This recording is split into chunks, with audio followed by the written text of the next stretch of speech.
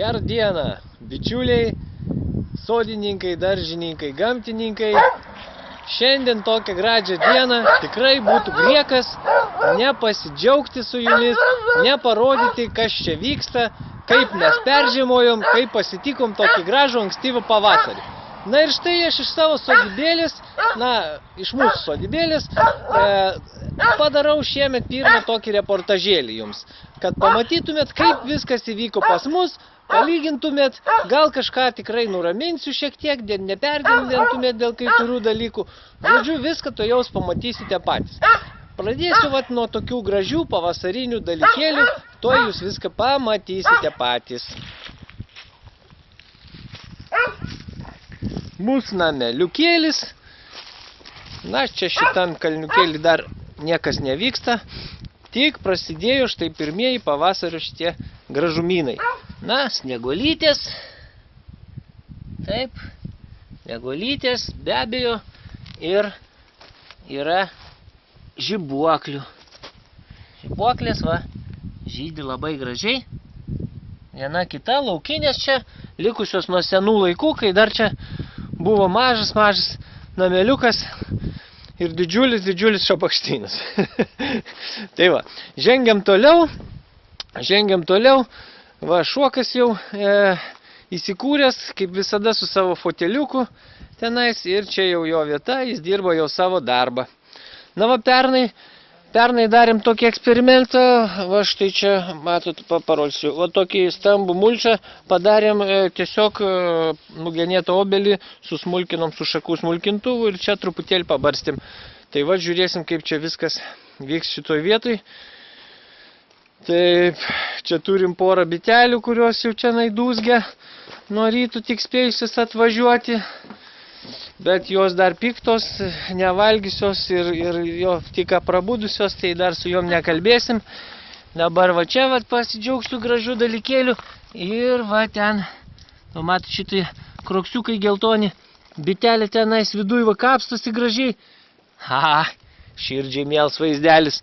Na, čia tas kalnelis, tai čia daugiau dekoratyvinė zona, gražiai peržiemojo, viskas vyksta puikiai nuostabiai.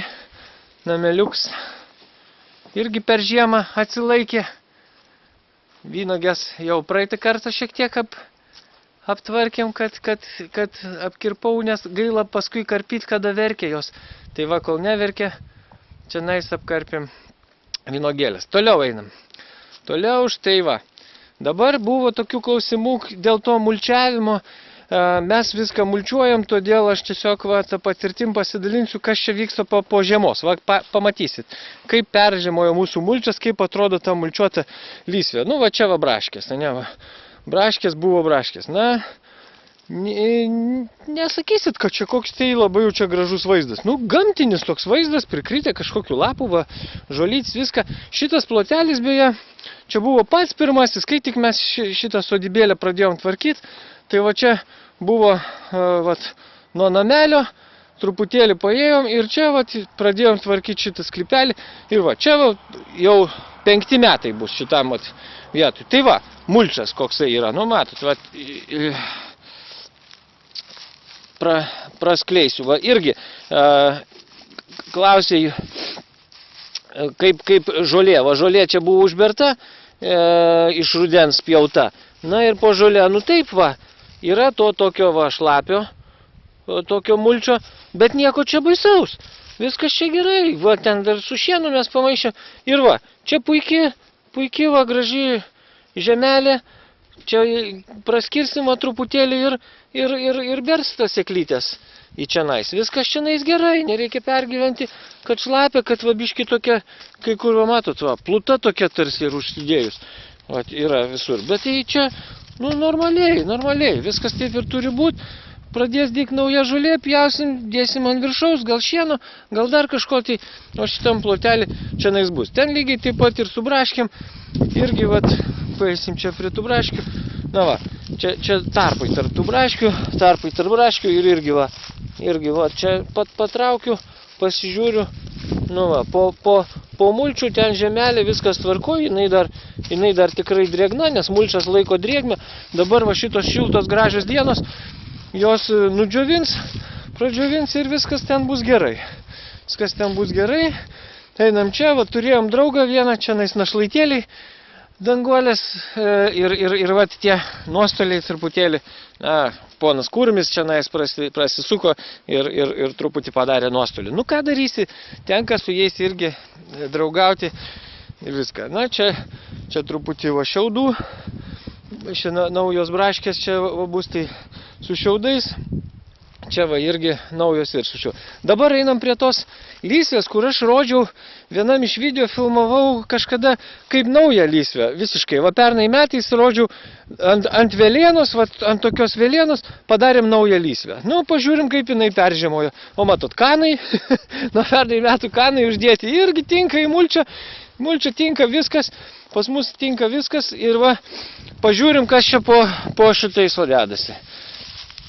Čia turėjau, atidavė man šiaudų, atidavė man šieno toks ūkininkas, kur jam ten jau buvo nebenaudinga. Nu, čia nemažas gavosi sluoksnis. Va, čia šlapės jisai yra toksai dar, bet jis pradžius, o ten ir turi būti šlapė, jau kuo giliau, to šlapiau. Nu va, ir ten aš jau dasikas jau va iki žemės ir čia yra jau va žemė, velėna ta, kuri buvo, jin jau nupuvo. Ir čia jau bus galima, šiemet jau mes čia kažką sodinsim, nes jau šita lysvė, jinai jau yra pasruošus, kad ją būtų galima sodinti. Tai va metai laiko, praktiškai, nu ne visai, nes ten kažkur Liepos mėnesį aš dariau, bet kada jau sodinsim, tai bus beveik metai, per metus laiko ta velėna mulčiuojama pastoviai, jinai jau ten apačioj nupuvo, drąsiai galima į ją sodinti ir nebijoti, kad ten kažkas bus blogo. Pikžolės ar kalis, na va, apgenėjau slyvutę, tai drastiškai šitą, nes čia yra laukinė slyva, tik tai aš į ją įskiepinau keletą skiepelių. Čia va akutė yra išdygus ir va čia va yra akutė, kuri prigijo, o dar yra akučių, na, va čia va matas akutė, kur laukiu aš, kad jinai prasproks. Čia va yra, kur laukiu prasproks, čia va laukiu. Tai va jeigu prasproks, tai čia bus daugiau, o šiaip tokia eksperimentinė ant jos čia viską eksperimentuoju. Kalnelis va braškių, toksai vėlgi dėl to buvo diskusijų, ar pasiteisina kalnelį ar ne. Na, iš vienos pusės, jeigu buvo pas mus čia toks plotis, kur reikėjo paslėpti tas šiukšles, tai mes užpylėm žemę, padarėm braškių kalnelį, tarsi ir pasiteisino, bet šiaip pasiekti, pavyzdžiui, sunkiau yra, viršus greičiau išdžiūna kalnelio, reikia palaistyti tada dažniau, na, tokių irgi yra rūp. Va, dabar bulvių laukas čia mūsų, toksai taip, nu, irgi va, aplinkų velėna, o čia bulvių laukas. Ne, labai ko skiriasi, nes, kaip gamtoj. Kažkokių lapų, va, prikritę lapų, ten kažkokios žolės, viskas, nu, va, taip va peržiemojo. Nutirpo sniegas, viskas pasimatė. Bet, reiškiasi, va, irgi galima praskleist, pažiūrėti, kas ten daros.